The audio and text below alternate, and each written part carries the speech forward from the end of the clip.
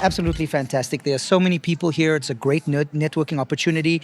We've signed an MOU this morning with Subsea 7, and it's just really nice to get in touch with the people you're constantly emailing abroad and locally and just get together, have a cup of coffee, and discuss the potential that Namibia holds, because we have an immense potential, and it's in our hands as Namibians. It's ours to build. And also getting our brand out there. From a brand point of view, it's nice to be visible, it's nice to be present, so that all the other majors and the other service providers can actually come and engage with us on a personal level.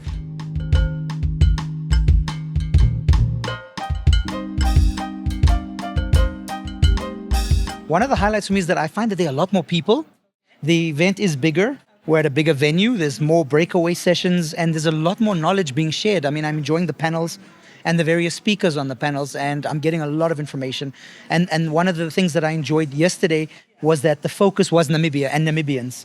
One of the key messages yesterday was that we need to tackle this industry, or the birth of this industry, with courage and capacity and technical expertise. And it's ours to build as Namibians, and it's ours to lose. So we need to do the right thing, and we need to build it as Namibians to make sure that Namibia grows and benefits from our resources.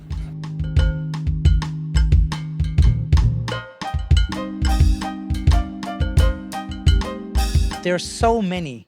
Where to start? So the first thing is that Namibia is a quick and fast emerging oil and gas and it's an oil and gas hub, and it's an exciting hydrocarbon frontier, and it's one of the final frontiers if you look at oil and gas and how everyone's trying to decarbonize.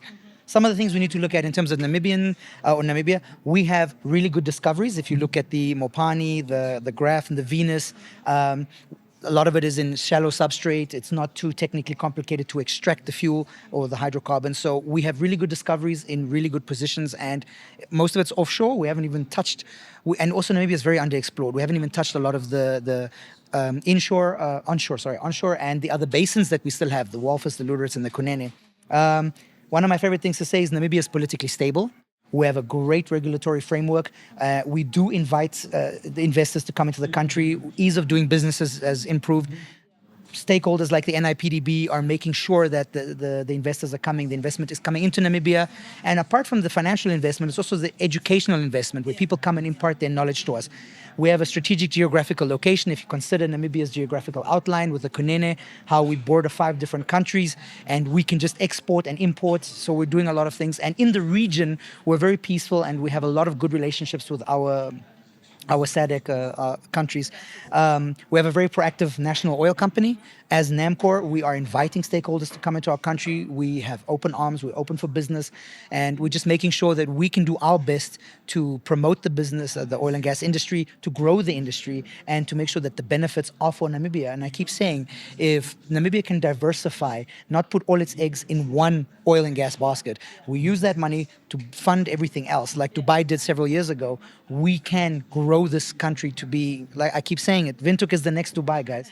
Lüderitz and Walvis Bay will be Abu Dhabi.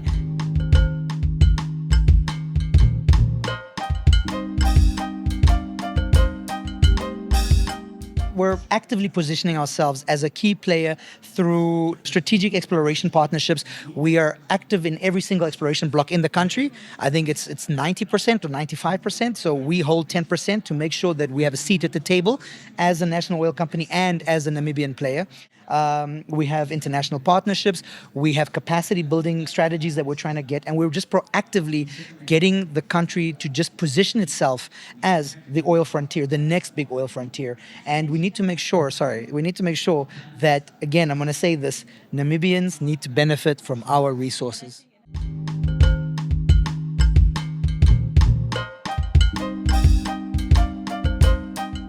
Our primary aim is to create value through the stakeholders throughout the entire value chain, from upstream, downstream to midstream.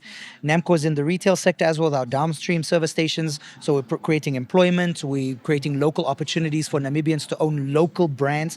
The money stays within the country. So if you're spending $1 at NAMCOR, it stays within NAMCOR, it stays within the country, it's for Namibians. It's not like other brands where it flows out of the country.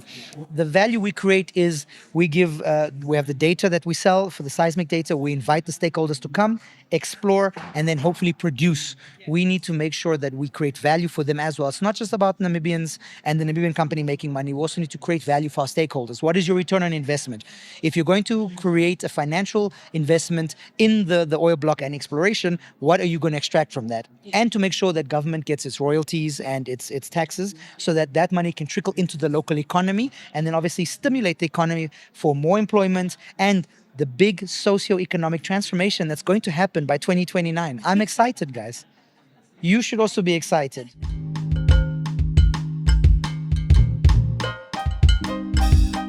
We need to grow this industry with courage, and we need to keep Namibia at the focal point. We are Namibians, and we need to make sure that the benefit is for Namibia and the Namibian people. I want our country to grow like the UAE, and I'm going to say it again one last time. Windhoek is the new Dubai.